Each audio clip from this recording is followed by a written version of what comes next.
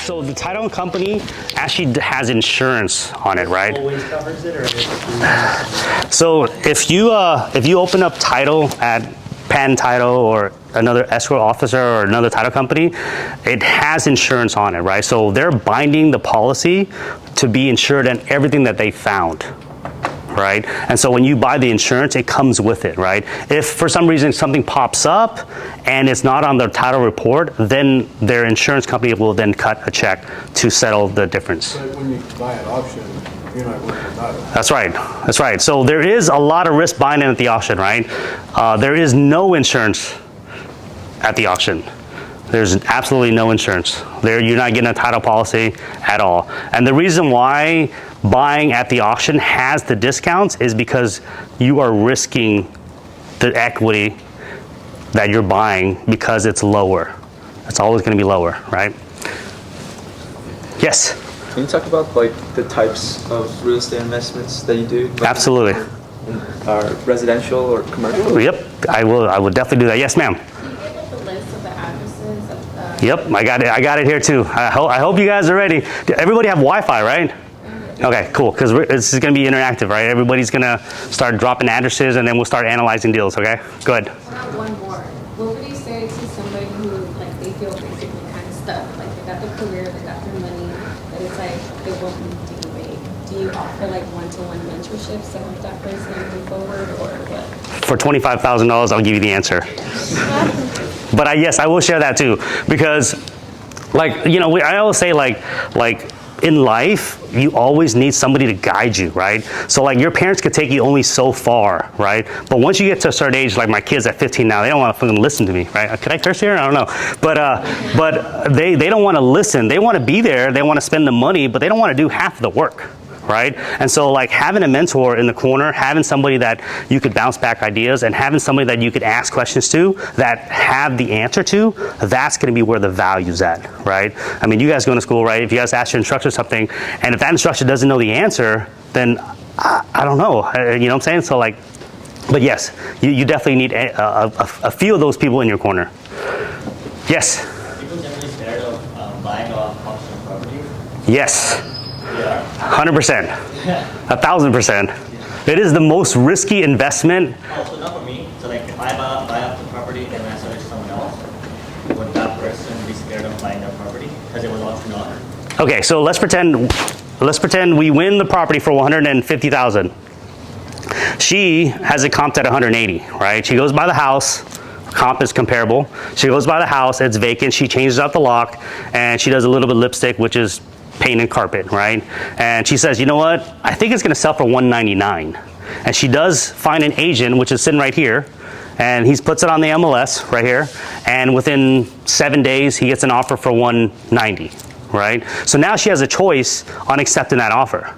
So if she does accept that offer, he's going to then send the contract, and guess what's going to happen? It's going to go to the title company. And once it goes to the title company, boom, the insurance escrow officer is going to look at the title and see that the property got auctioned off and see if they can insure it. And if they can insure it, then that seller signs it. They show up to closing at 190. It pays off her cash thingy at 150, and she walks away with a check of 40,000 minus closing costs. Okay, there's a lot of closing costs involved. Okay, but we'll talk about tax benefits in a little bit. But so that insurance covers the buyer on that title. But the buyer does know that it was auctioned off? Yeah, it's fine, yeah. And he's fine with it? Yeah, absolutely, right? Has anybody bought any cars at the auction? Anybody buy cars at the auction? Yes? Okay, cool. So like, you know, it's just yeah, you go to the auction, you buy a junker, it's salvage title, right? Chances are it's salvage title, and it's not a clear title, and then you fix it up, and then you put it back on the market, and you have to advertise this salvage title.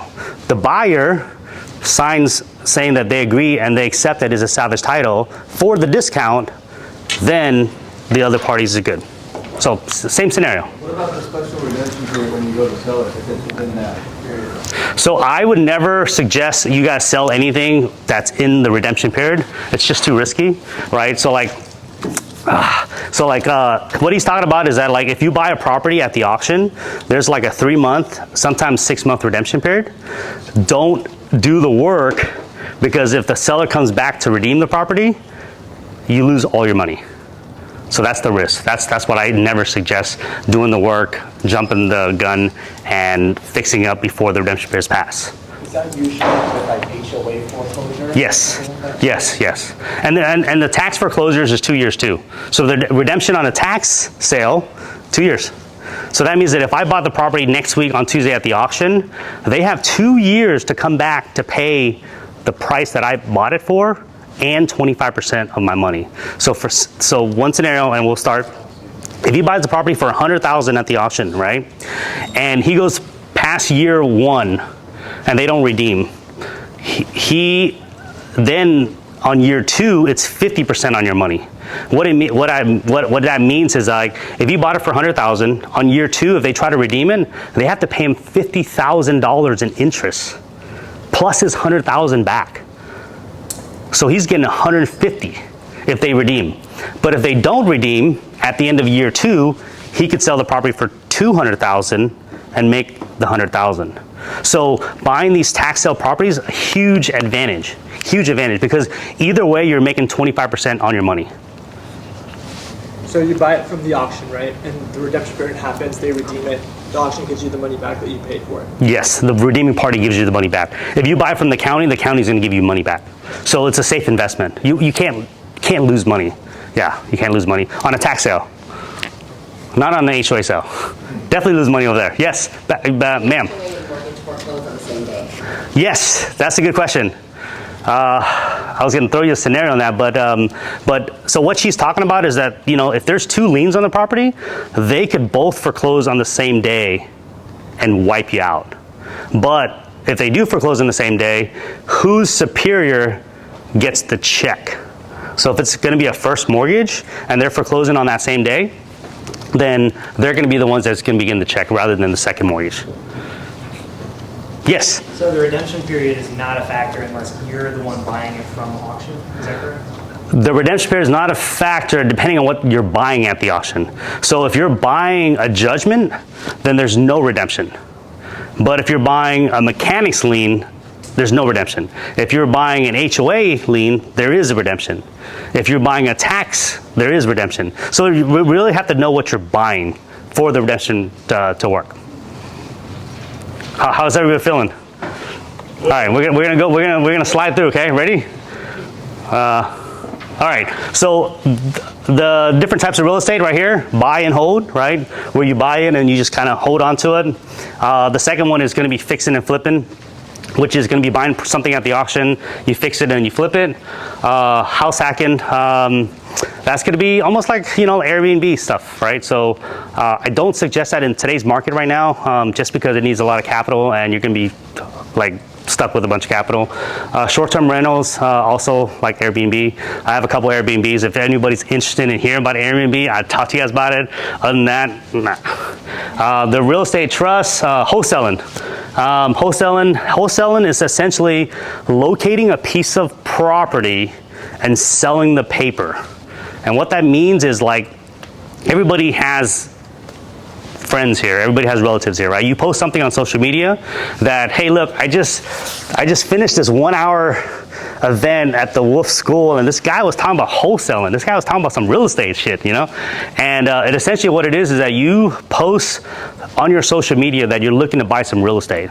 And it could be from Aunt May that has passed away. It could be from a neighbor that has a vacant house. It could be somebody that's in a divorce situation. Then I'm going to show you guys in a little bit, but then you put in an offer. For the taxes. Oh, nice. And then, and so we were able to make the deal. How much did you make on that wholesale deal? 11,000. Thank you. Thank you for sharing. Good job. Good job. Who else had a hand over here about wholesaling? Yes, sir. Do I have to be approved for the loan? No.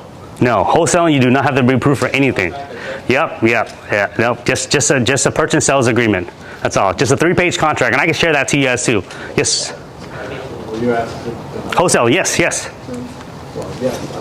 So tell us about your wholesale deal. Either you lost money or you made money, whichever one you want. Actually, we're doing the assignment today.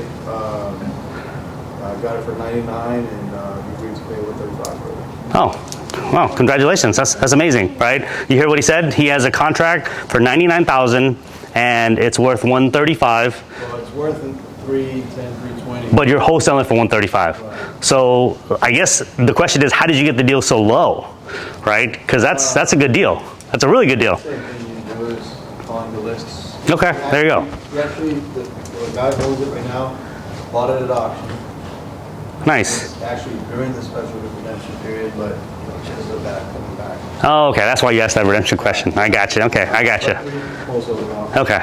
So does everybody understand what he said? So he's calling the list, the pre-foreclosure, the list of defaults. He's got a contract for 99,000 on a sheet of paper. It could be 1 page or 3 pages. All it is just my name is John Doe, buying it, a legal description, property address for 99,000, and then and or assigns. That's how you sell these contracts these days, right?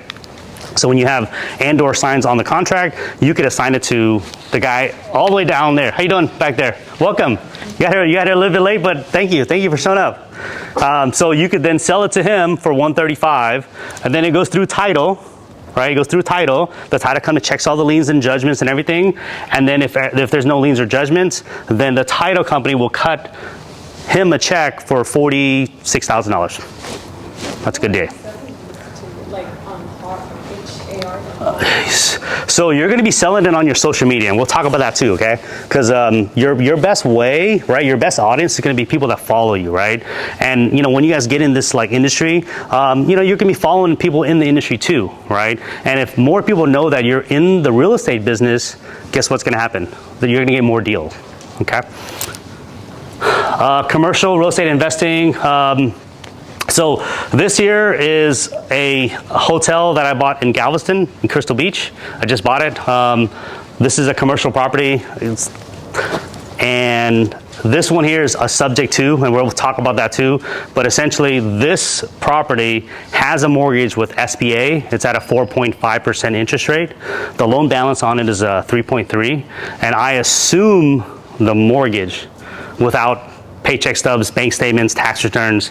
The bank just let me take over the note, and they modified the loan back into current, right? We'll talk about that too, right? But these are the type of commercial deals that are the sweet spots of investing in real estate. And this is a pre-foreclosure also. So somebody was about to lose it, and I came in and picked it up. Crowdfunding. Anybody know what crowdfunding is? Anybody want to know? Okay, well, I'll just tell you real quick. So crowdfunding is, so this is like, so I mean, there's what, 60 people here, 70?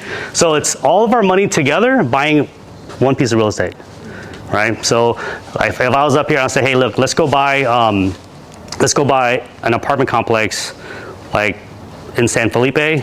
Everybody find a partner, or everybody that has some capital, put it all together, and then we take down this big old apartment complex, and that's crowdfunding, okay? All right, cool. Let's talk about pre-foreclosures. Yes, sir. In terms of the strategies, like which ones do you recommend? Which ones do you say the best one is, and like to start, or like ones that are better for long term? The best one is going to be the one that you're going to commit to making some money, right? So, and the reason why I say that is because when you guys start posting on your social media of looking for deals or buying opportunity or looking for vacant homes or looking for probate deals, the universe is going to help you. Right? You have to post it out, right? Because if I'm going to be posting pictures of a bunch of food all day, I'd be like, man, I'm a fatty. I'm going to keep eating all day, right? But I mean, it's a different thing, right? But what I'm saying is that like when you start posting real estate, posting opportunity and asking for the universe, that's how you're going to get it back. So any one of them, yeah. And when you say post, like where would you post? Like on your own social media, Oh, so like Instagram? On your Instagram, on your Facebook, yeah. Okay. On your own, yeah. All right, cool. All right, so pre-foreclosure, we're going to talk about subject twos a little bit. So the house on the left, so these are very happy. Obviously, I don't know if you see the arrow where she's pointing at. So we give a lot of sellers cash for their keys. So the UPB is unpaid principal balance. It's $75,675. It was at a 4.25% interest rate. And this 3-bedroom, 2-bath townhouse in 77077, anybody know where that's at? Briar Forest and Willcrest, outside of Memorial Villages, near City Center? No? Okay. All right, so that was the deal. The reinstatement was $5,000, right? So this one here, we got a lead from marketing on our vehicle. So we have these like little cars that drive around the city. And so this one was from the green Taycan, and the lady on the left, she saw the green Taycan because it has a sticker on the side, right? And she's like, hey, I have, my aunt is losing her house to foreclosure, and can you help her? And so she contacted the phone number. We came to the house the next day, made her an offer of $50,000 to walk away, took over the loan for $75,000, and the property's worth $200,000. Okay, and what that essentially means is you cut a check to the homeowner, they deed you over the property, and then you continue making on payments until you sell it. All right. And one of the best scenarios I will say is like, who in here has a finance? Who in here has finance with Toyota or BMW? Anybody? Everybody's car is paid off here? No way. Who do you finance with? Toyota.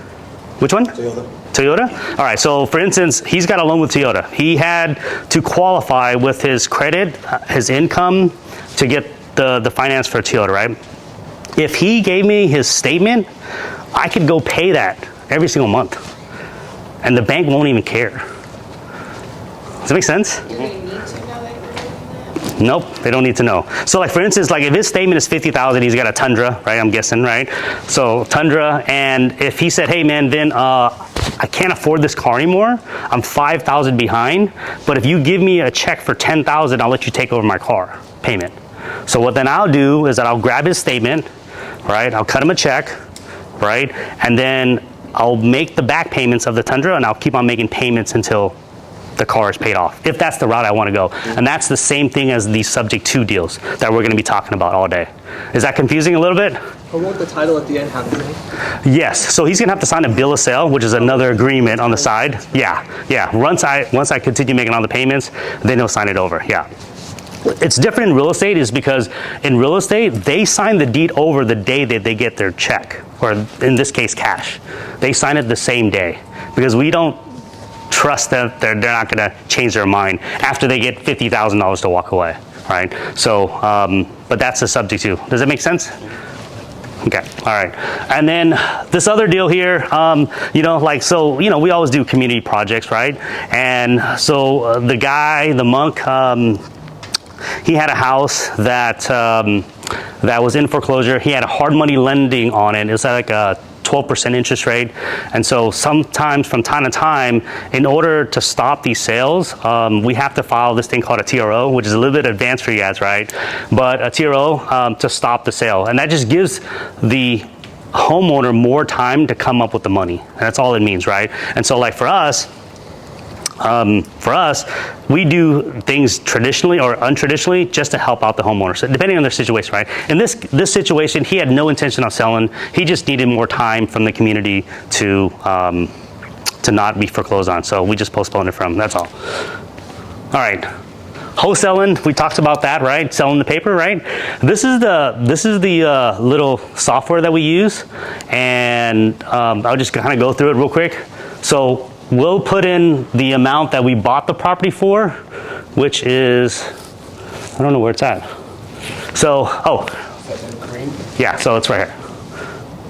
So this is a subject to, with the loan on the 75 is going to be the subject to loan. That's the loan that we took over, right? So we took over the loan, and then there's closing costs, and then the rehab costs, and then it gives us the ROI plus, you know, the profit on it. So it's just a software that we use, and like I said, if you guys want to see it and you want me to share it to you guys, I can, right? But every deal, you guys have to have something to be able to analyze if it's a good deal or not, right? Especially at the auction, like it happens so fast, you have to run your numbers to make sure that you have a maximum bid. Okay. Yes. How often do you buy like turnkey properties? That's a good question. So he asked, how often do I buy turnkey properties? In the last 6 years, I have only bought stuff that I could send my mom to go collect rent at night, right? So If it's a neighborhood that I don't feel comfortable of her collecting rent, I don't touch it anymore. So in the last 5-6 years, we've bought some nice homes, some really nice homes that are in trouble, like lakefront homes, subdivision, Bridgeland, just really nice subdivisions, right? A lot of the investors that start off in this industry, they buy homes that are in the war zone, right? Or the homes that need a lot of work.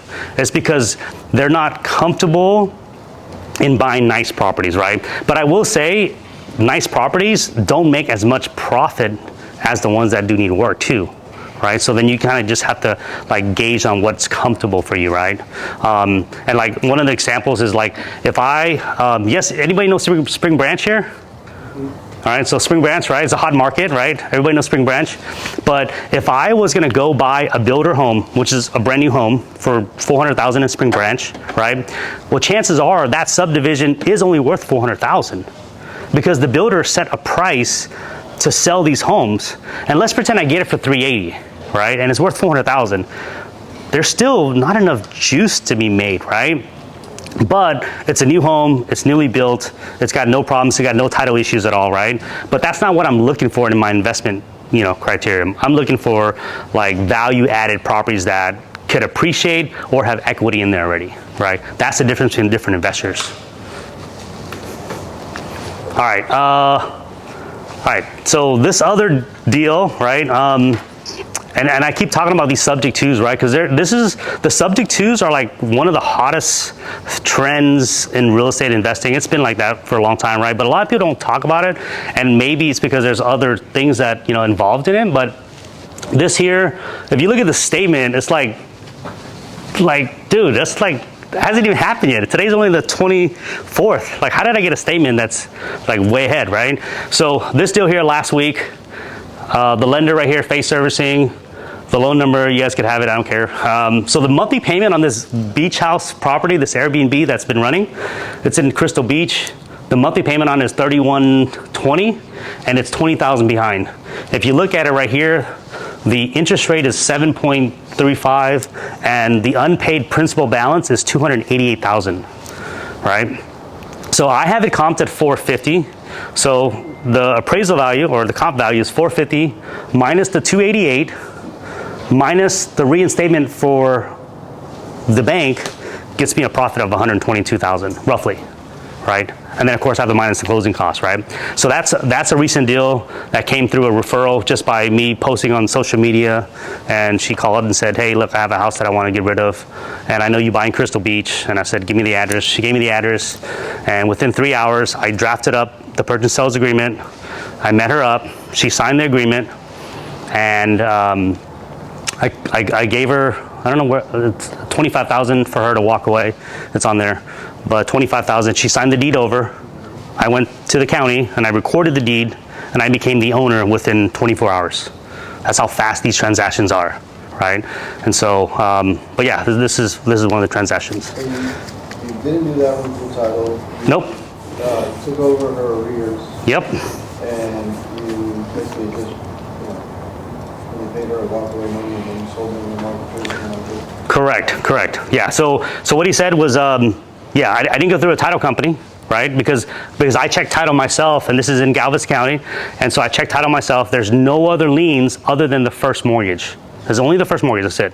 There's no HOA, there's no judgment, there's no credit card, no nothing. So I was comfortable on not getting a title policy because I didn't need it because it was clean. And she just bought it 2 years ago. So yeah, so all I did was get her to sign the deed, cut her the check, got the keys to the property, and she actually left it fully furnished, just like the way it is now, and she left a golf cart in the garage. So it just came with it. Yeah. So, yeah, does these type of deals look interesting to you guys?